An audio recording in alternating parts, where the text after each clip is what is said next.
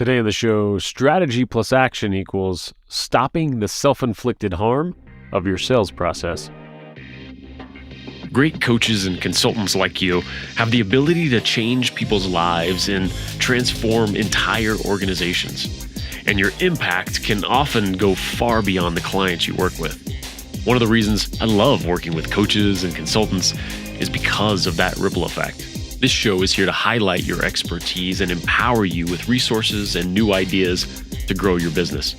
Welcome to Strategy in Action. Today, we're talking about the self-inflicted harm in our sales process.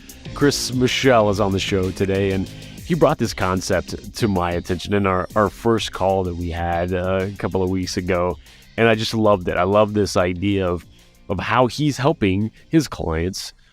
He consults for a lot of HVAC companies and plumbing companies. He's got this great niche that he works with in improving their sales processes, their actual, practicing the scripts, just every aspect of sales that go into what they do.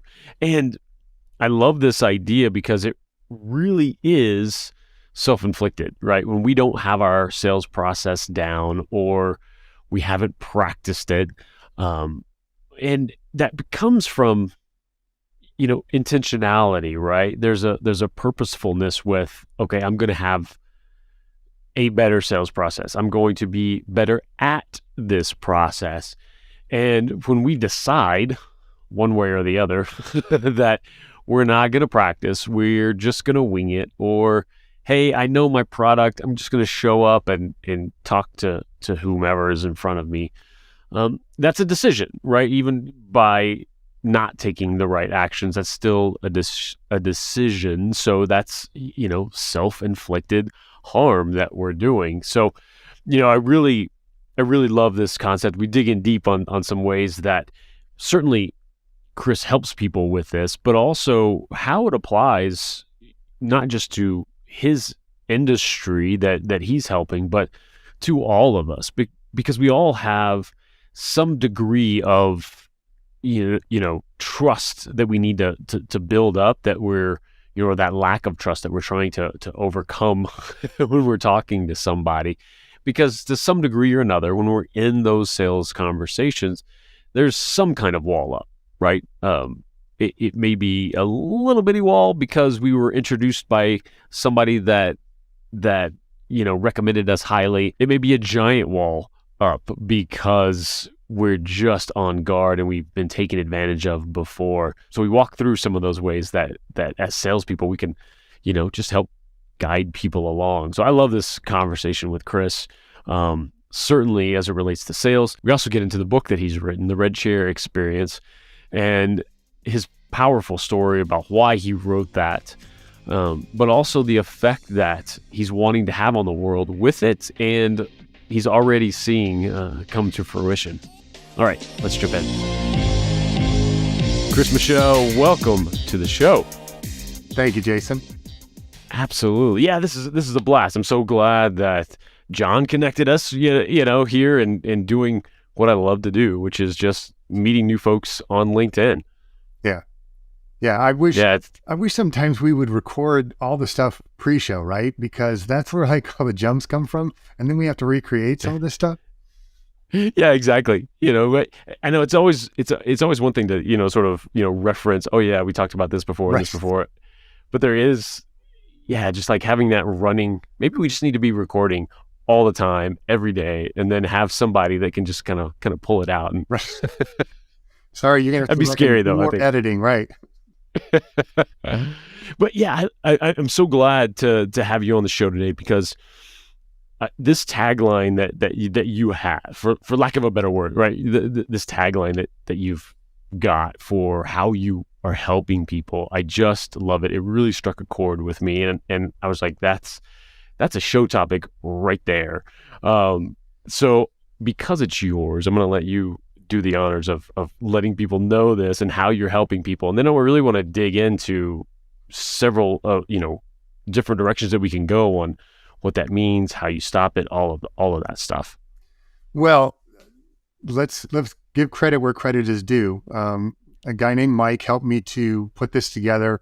And I've tweaked a little bit since we talked about it. But as a sales and business coach for the home services industry, I help people to basically heal the self-inflicted sales harm that they do to themselves. And it's the idea that we get tripped up, right? We stumble and we don't know what to do with an objection, or we create a scenario where we get these objections over and over and over again. And it's like, well, I keep saying the right things, or at least I think I am, or I keep doing the right things, or at least I think I am, right? And we don't realize that it's the little things. It's the way you phrase something. It's the look that you give after you say something. Case in point, there was a guy I was doing training with, and he had his little folder and everything that he was taking notes on and that kind of stuff. And he went to do the presentation with a customer, and he said, kind of, sort of. And he literally did that. He went, kind of, sort of, like she was going to hit him. And I'm like, dude, what are you doing? So we got to the vehicle, and I'm like, are you afraid of something? What's going on? Well, she was a business coach, right? She was a personal and business coach. And so she called me because she was a friend of mine. She calls me the next morning. She goes, hey, Chris, do you mind if I share something with you? I said, absolutely. I was training with him. She goes, I know. And do you mind if I give you feedback? I said, absolutely. She goes, did you notice that he said kind of, sort of a lot? And I said, yeah. Did you notice that he looked like you were going to hit him? And she goes, no, I missed that. But she picked up on the kind of, sort of, right? Like he wasn't sure that it was going to do these, but it was fascinating, right? Because the whole idea that he was self-sabotaging, right? He's doing these things to inflict this harm on himself, and he didn't even realize it, right? He never caught the fact that he was literally doing this.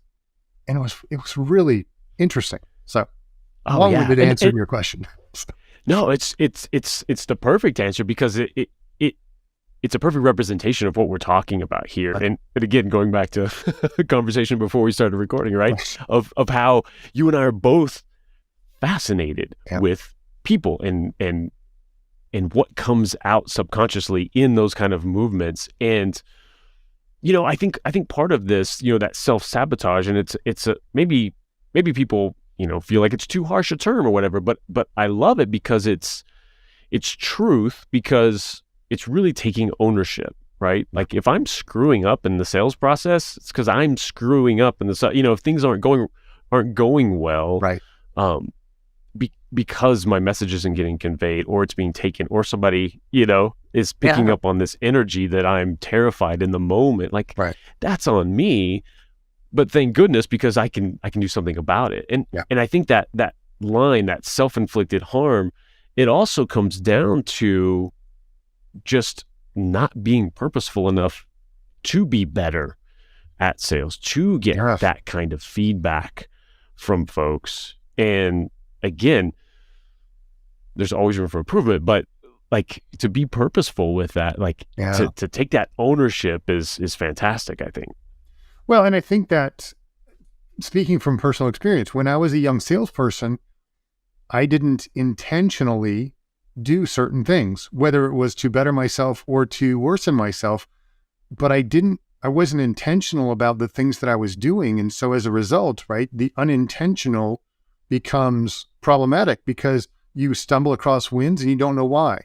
You stumble across losses and you don't know why. And too often, what I find is a lot of salespeople, it's easy for them to blame they weren't ready to buy, or they didn't, right? They were doing this, or they did that, or no, the problem is you're not engaging them. You're not bringing them on the journey. You're not answering their questions. You're not fulfilling the need that they have, right? You're not doing the things to help them come along on the journey, right? And so it's fascinating to me to watch how certain salespeople, they don't understand the intentionality of listening to yourself over and over again so that you can improve, right? Or listening to how somebody does things. The thing that drives me nuts is when salespeople don't want to do role playing. Why in the world would you not want to do role playing? It's a controlled environment where I get to learn, right? I get to learn how to do better. And yet so many of us are so worried about how we look, how we come across, how we are screwing things up, right? Because, hey, Jason's the expert. He knows exactly what's going on. He's my boss. He's the trainer. He's the whatever, right? He's the person who does it better. And if he sees how I'm screwing up, then he's going to get rid of me. He's going to blah, blah, blah. No, he's not. He wants to, if Jason's any good, which I know he is, he's going to listen and he's going to help you to improve, right? I mean, that's the whole idea behind role playing, is that we improve ourselves, right? And yet so many people want to run away from it, or don't want to address it, or don't want to work with it, right? And that's problematic, right? In my eyes, that's a real issue for people to kind of come to grips with that. Yeah, and that's that difference, right? Of just like in sports, like the folks who don't want to practice because that's not fun, they're not going to be that great on game day, Right. And it's the exact same principles when you bring that in. And I mean, even just for folks who start a podcast or do something like that, like one of the biggest things that I don't hear anyone else talking about enough is how I just hammer home to folks, like, listen to yourself back, listen to every single episode. It's the last thing you're going to want to do, but it's absolutely, it's not even just to make your podcast better. You're going to be a better communicator out in life in every area. When you listen to yourself back, you scream at yourself for saying the same damn thing over and over again. Right. And then you stop saying that in real life, out in the world too.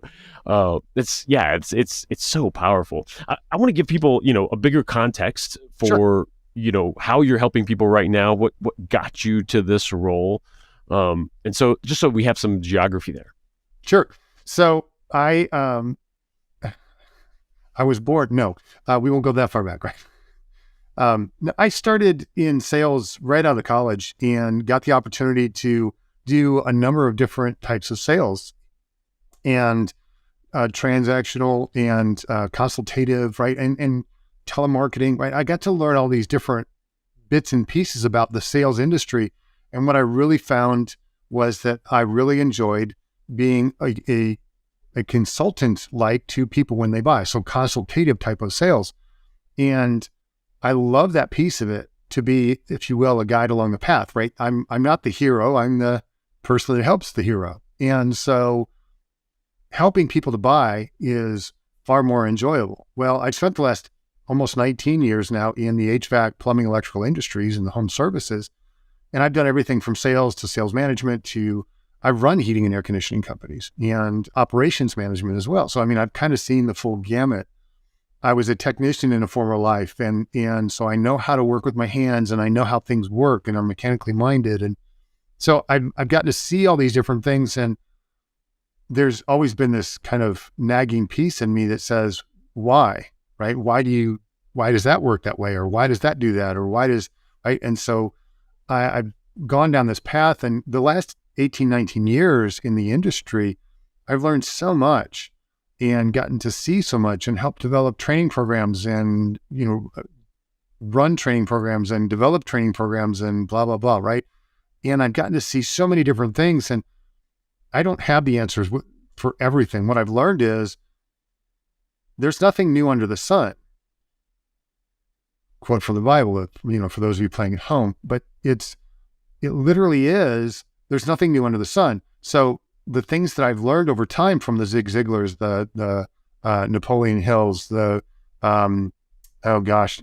John Maxwell's, Simon Sinek, right? I mean, all of these different people, Carnegie, and you learn from people as you pick things out. And so I've learned and developed these things over time.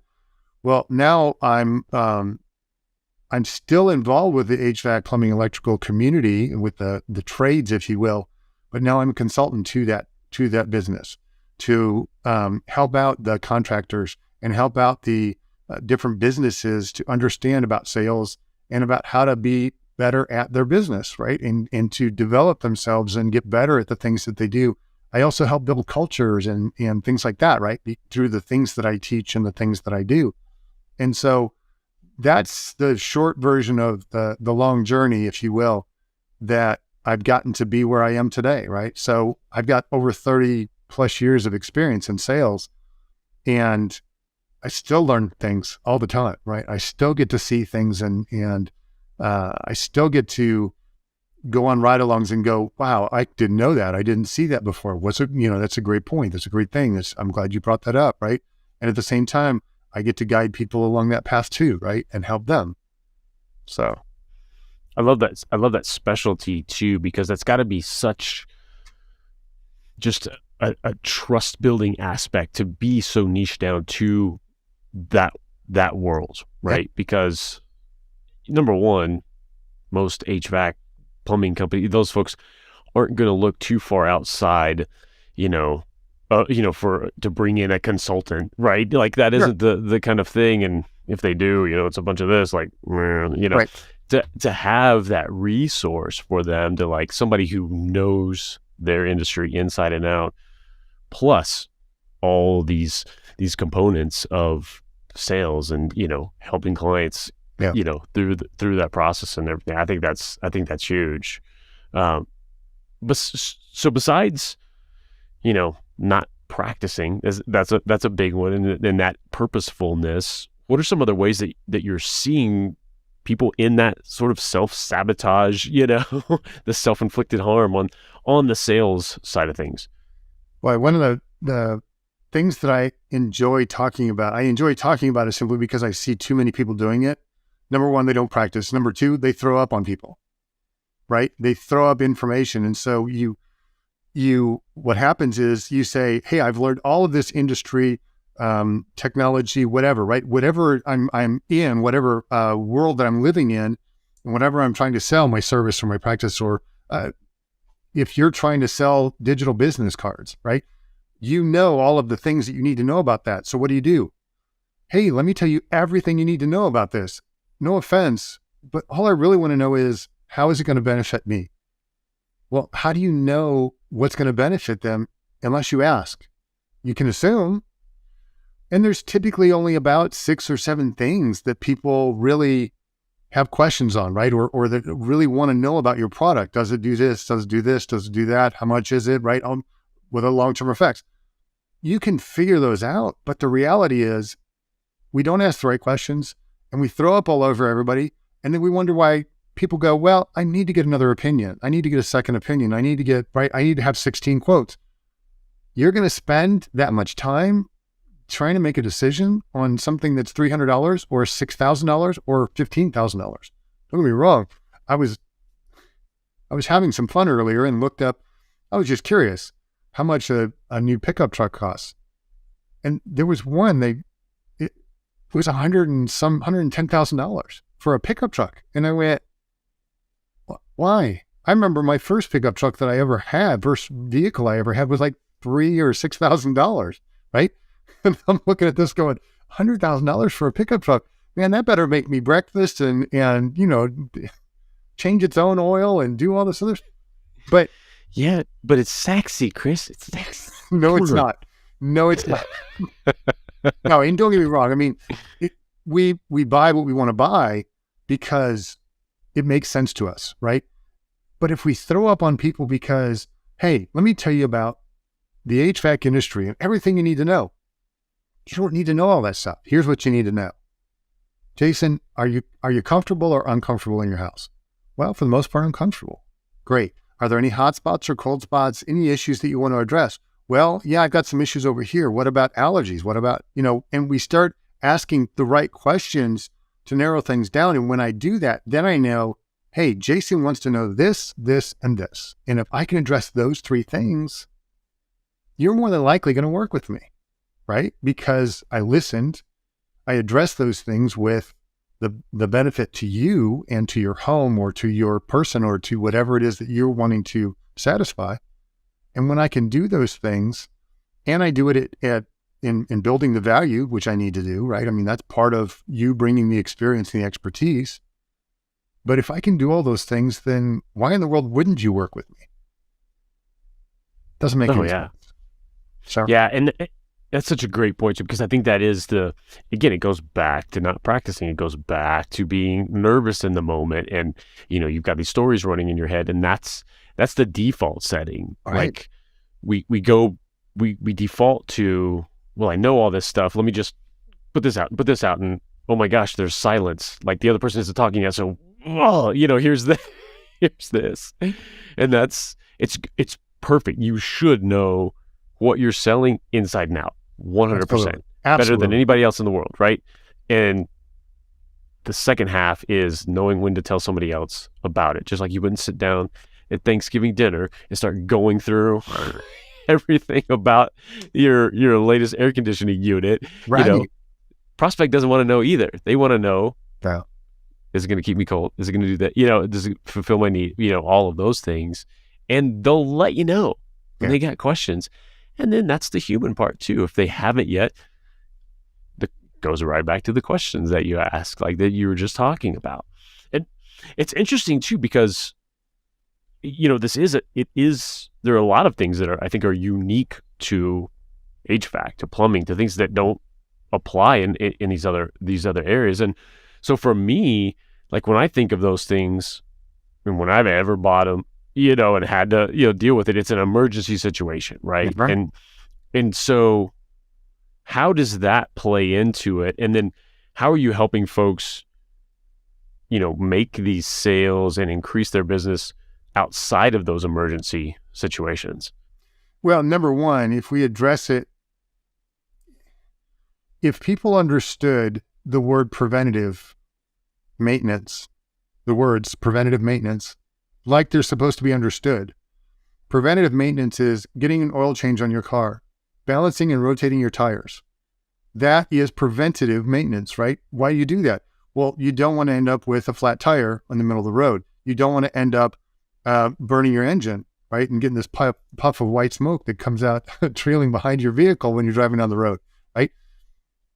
There's reasons for doing preventative type of things. It's to prevent the bigger issue. So when we're talking with clients and we're talking with potential clients outside of the emergency, right? I had a friend of mine, his daughter, her system was literally breaking down right before she was leaving town, like within 24 hours of her leaving town. And she's got people coming in. And I said, well, here's something to consider, right? And I gave him some ideas and some thoughts and suggestions. And when we learn how to do that as a business owner, right? As a service technician, we don't have to have all the answers. We don't have to be salesy, but as a service technician in that industry, you're the trusted advisor. And so, Jason, if I came to you as your regular maintenance technician, I come out to your house and I go, hey, it's Jason, it's time for your maintenance. We're here to take care of the maintenance. We're going to do this, and this today. We're going to check everything out, make sure everything's working properly. If in the event something comes up, I need to share it with you. Should I share it with you or just keep it to myself, right? That's one of those things. It kind of gets their attention. Like, what do you mean if something comes up? Just never know. It's a machine, right?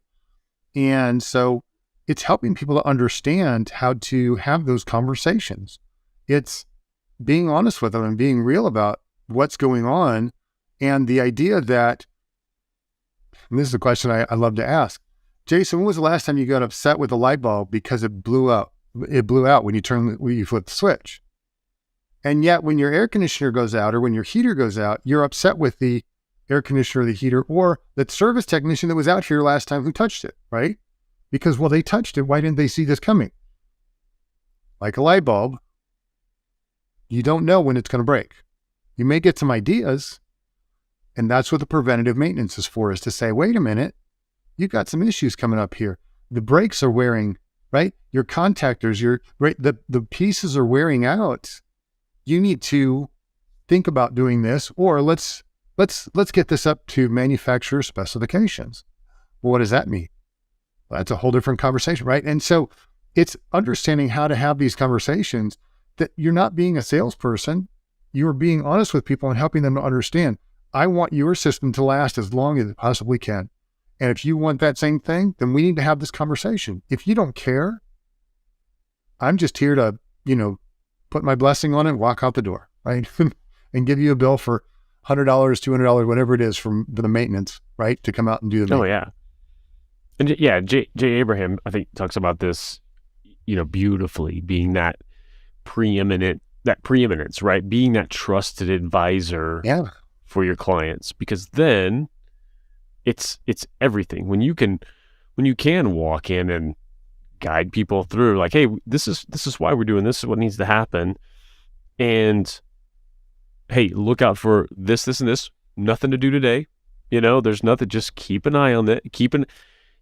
Oh my gosh. Then when that emergency does hit out of the blue, they're absolutely, you're the first in their mind, right? And if they're, you're an HVAC person and plumbing happens, well, often, like, hey, I know this isn't your expertise, but who do you know? Who do you trust? And, that becomes a whole other network of help and, business building and all of that. I love that role. And you understand this even from a social media standpoint. If you're not doing certain things will happen. If you are doing certain things will happen, right? If you open the faucet, you should get water that comes out. It may take a minute because you're pumping the water, right, from the well, but at the same time, if you turn on the faucet, you expect to get water from it. Too often we neglect the fact that we've turned the faucet on, or we didn't turn the faucet on, and we go, well, why isn't this doing what I want it to do? Well, because you didn't take the steps to make it happen. And so whether it's HVAC or social media or, right, it doesn't matter. If you're, as the trusted advisor, not sharing with them the things, the trips, the roadblocks that may come along as a result of the inaction or the action that they take, right? Everything that we do in life has actions and reactions and consequences, right? It may not be negative, it may not be totally positive, but at the same time, all the things that we do have if you will, a consequence, and that's probably a harsh term, but there's something that's going to happen as a result of the decisions that we make. And so, are we guiding people with the knowledge that if you do this, it should lead to this? If I do preventative maintenance on your equipment, it should lead to longer life. It should lead to less breakdowns or less opportunities for things to break when you don't expect them to break, right? Oh, yeah. And so you start to remove the unknown, right, from people's minds when, again, we have the conversations, we ask the right questions, right? We're doing the things that we should be doing. And when we do those things, it's amazing what happens. And again, you become the trusted advisor because, hey, wait, this person actually knows that if I have a printer, I'm pointing to my printer now, if I have a printer and I do maintenance on my printer, right, and I keep an eye on my printer levels, the ink levels and all that other stuff, right, and the things that are happening as it comes out of the printer, if I maintain that, then guess what? It should last longer. It will do what it's supposed to do, which is be available when I have a 500-page report that I need to print out, right, or whatever. Yeah, and so I think this is interesting too because it does apply.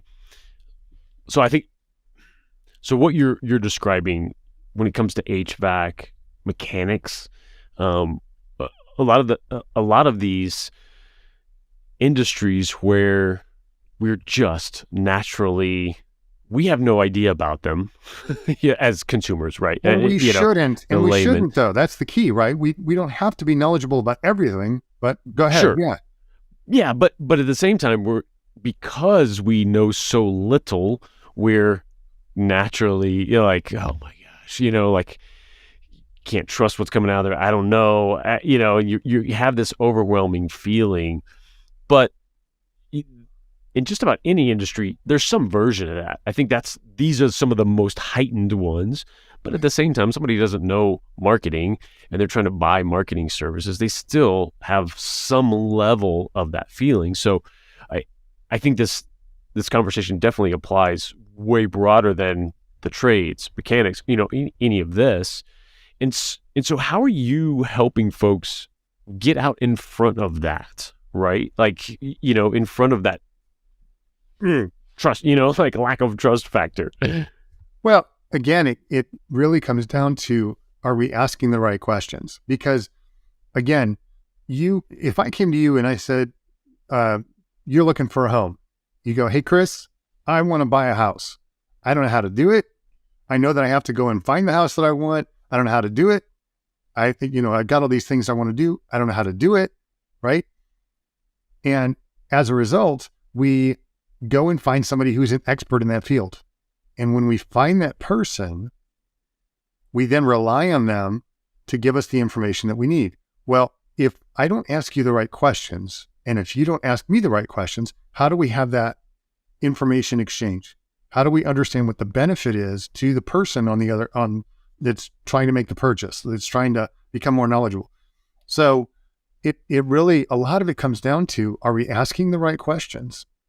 And are we interested in learning what they want to know and how they want to become an expert? Because for some reason, we all get this, we were talking about this earlier. I have a new phone. I want to become an expert in my new phone to a certain extent. I don't want to know all the features, and I don't care about all the, right? I don't need to know all that stuff, but I need to know how it functions. But I need to know this app will do this. And oh, by the way, if you do this, you'll get this, right? I need to know certain features and benefits to me. So what's important to me? Well, I have to go and ask the right questions, or they have to ask me the right questions, whether it's a phone, a microphone, a computer, a laptop, right? All of it comes down to, are we asking the right questions? Are we getting the information that's important to them, not to me as the person on the selling side, if you will? It's not what's important to me, because what's important to me doesn't matter to you. Well, yeah. May not matter at all. Yeah. And I think the best analogy for this is, not trying to write a prescription before you've made a diagnosis, right? Like, and that's exactly it. Like if somebody coming to you, like in your example, hey, I want to buy a house. And for you to go, okay, here's these three. Like, what? Like that's, none of those fit. Like, no, it's okay. Well, how soon? What size? You start going down the list of all of that. On your tongue. And when you can give, yeah, and you start layering in. It is a balance, and this is the human part, and this is the practice part, and all of that. But you do layer in certain things.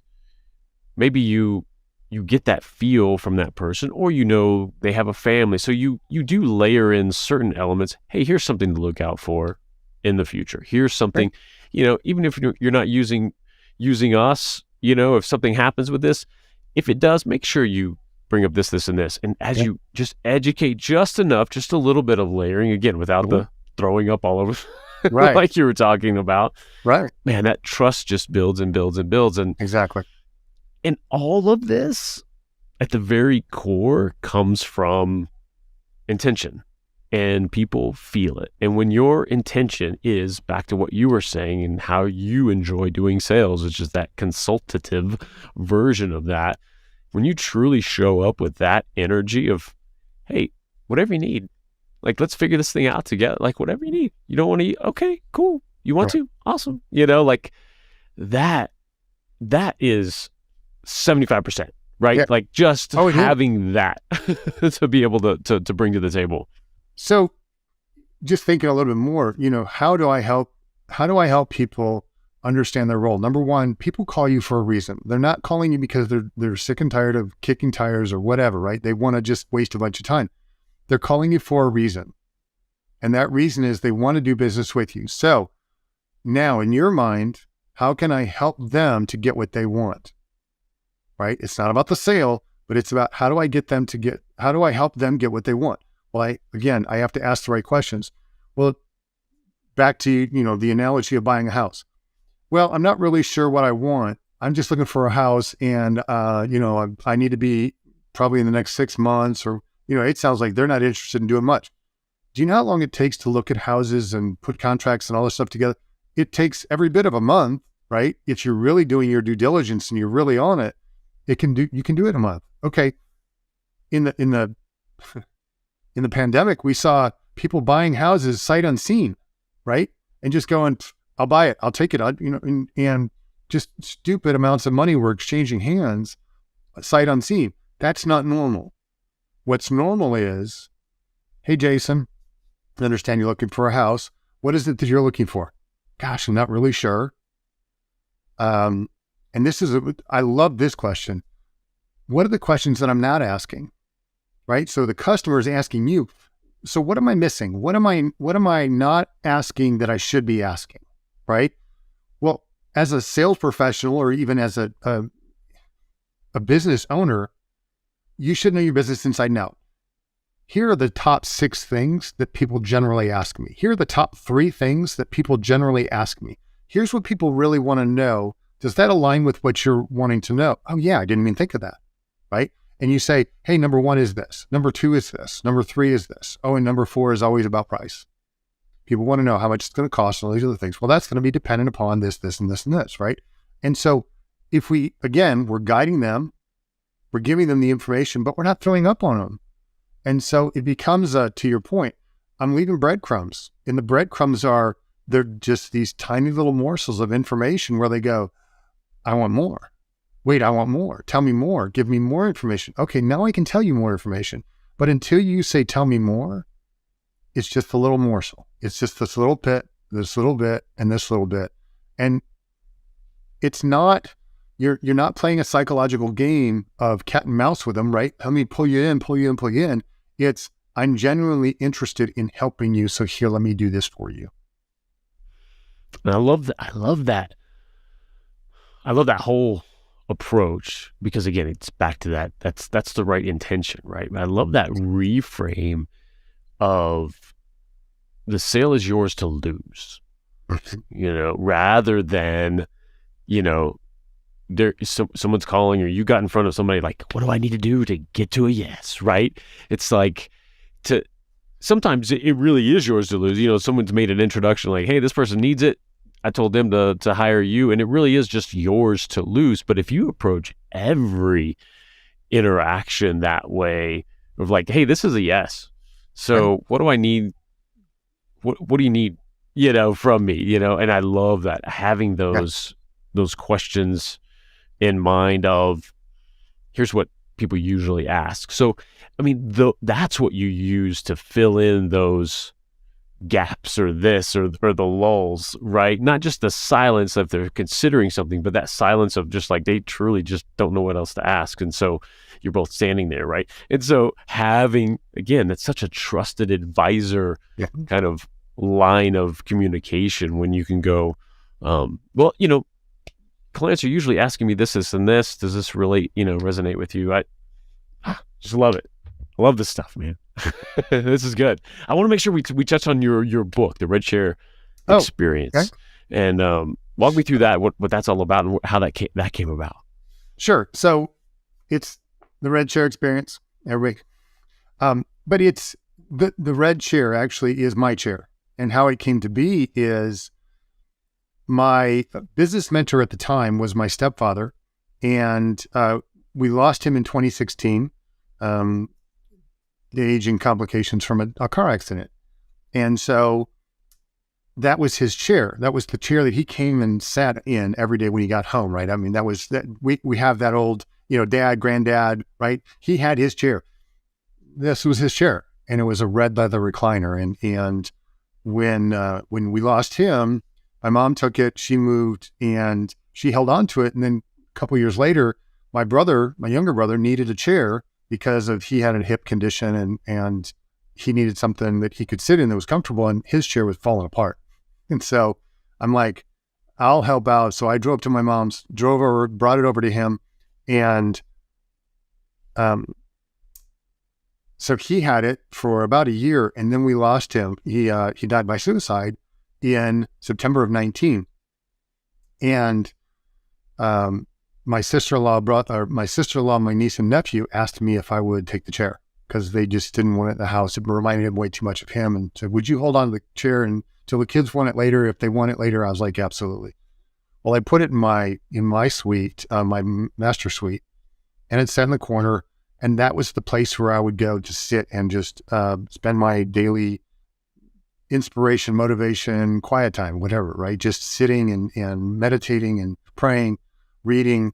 And that was my place to go. Well, then 6 months later, the pandemic starts, right? And a buddy sends me a meme and says, if you're during this pandemic, if you're not working on your side hustle, doing something to improve yourself, it's not that you didn't have the time, it's that you wasted it.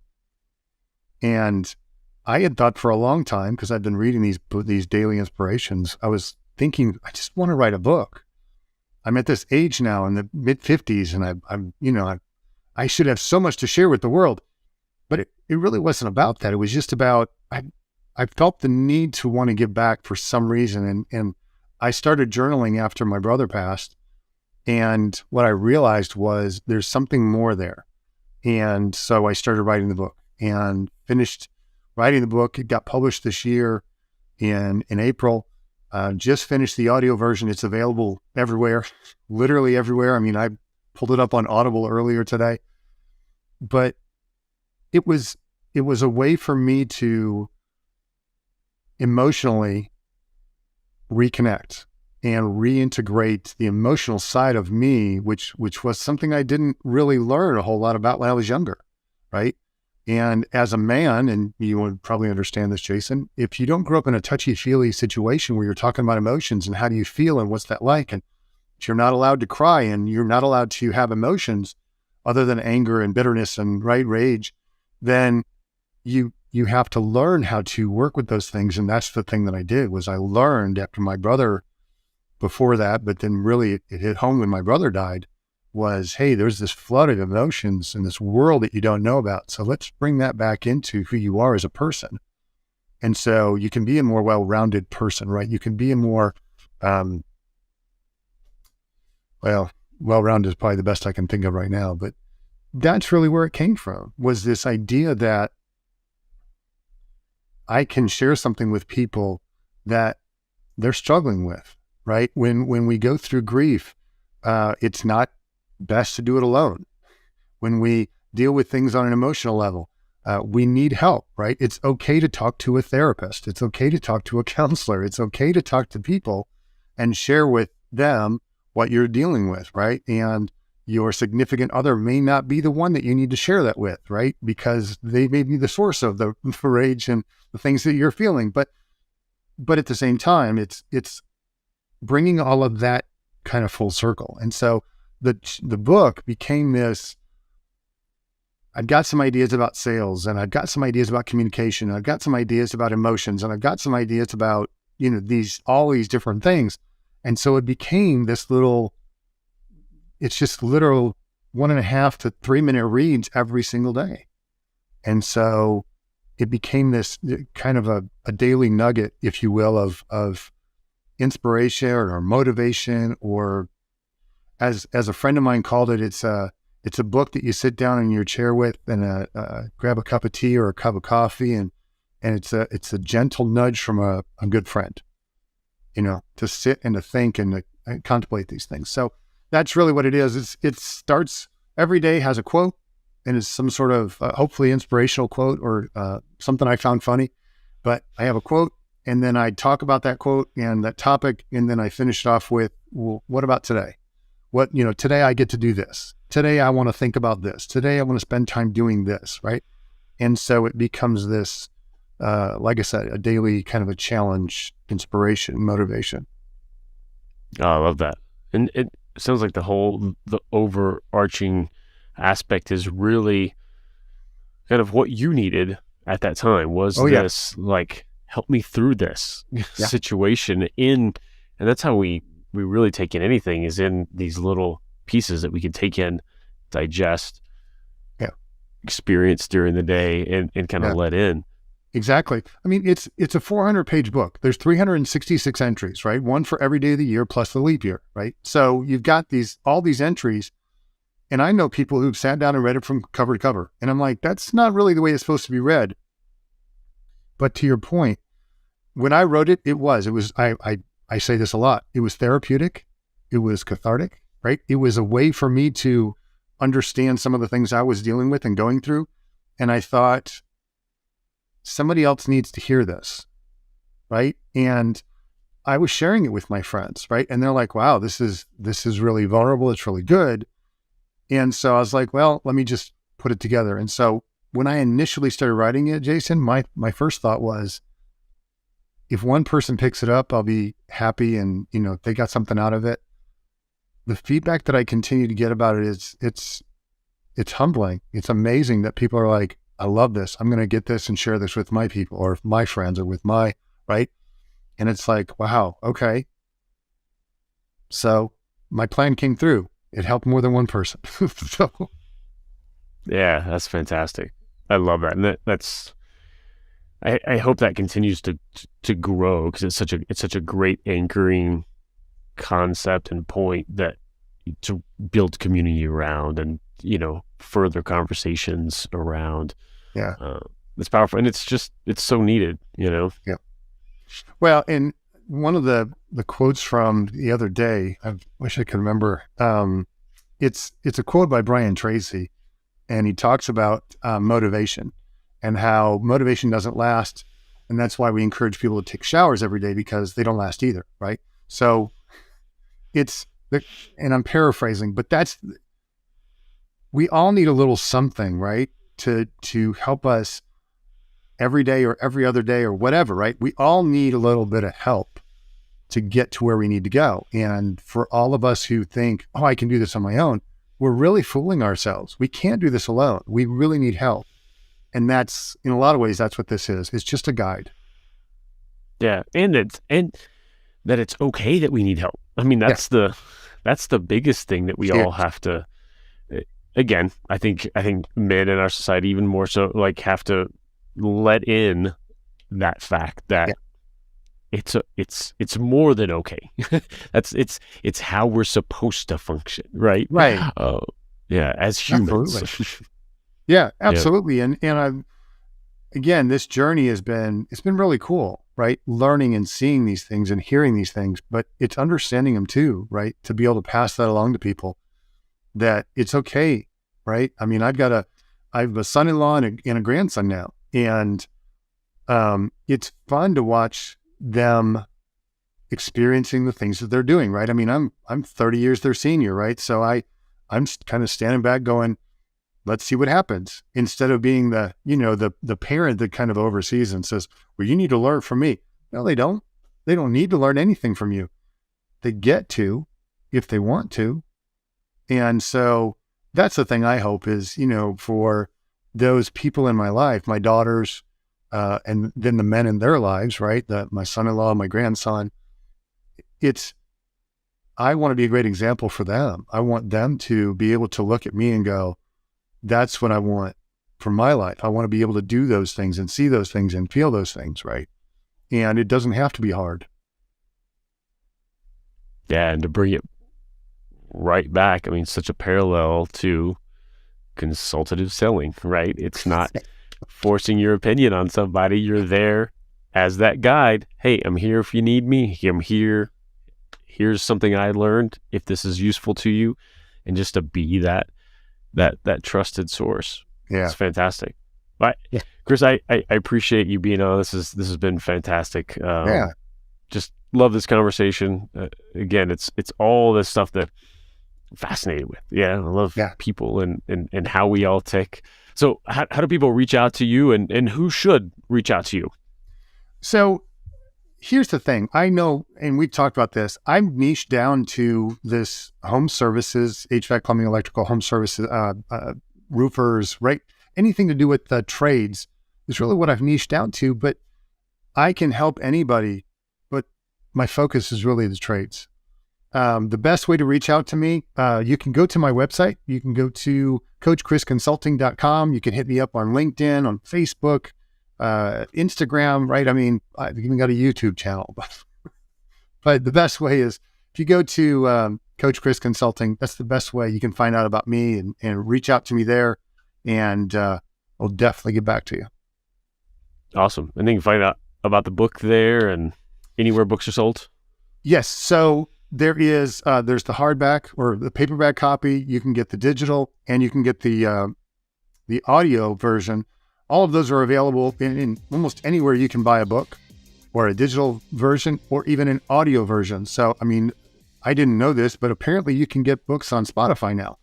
But my book is on Spotify, it's on Apple, it's on Amazon, it's on Audible, it's on Barnes & Noble. It's right. I mean, anywhere that you can get an audiobook or a physical book, you could probably find my book. Fantastic. I encourage everybody to do so. Chris, thank you again. Thank you, Jason. Appreciate it, man. It's been great. Absolutely. And we'll see you all next time. Thanks so much for tuning in and being a part of this show. If you want help creating authority building video content or even a client generating show of your own, go to MediaLeadsCo.com and let's connect. I'll talk to you soon on the next Strategy in Action.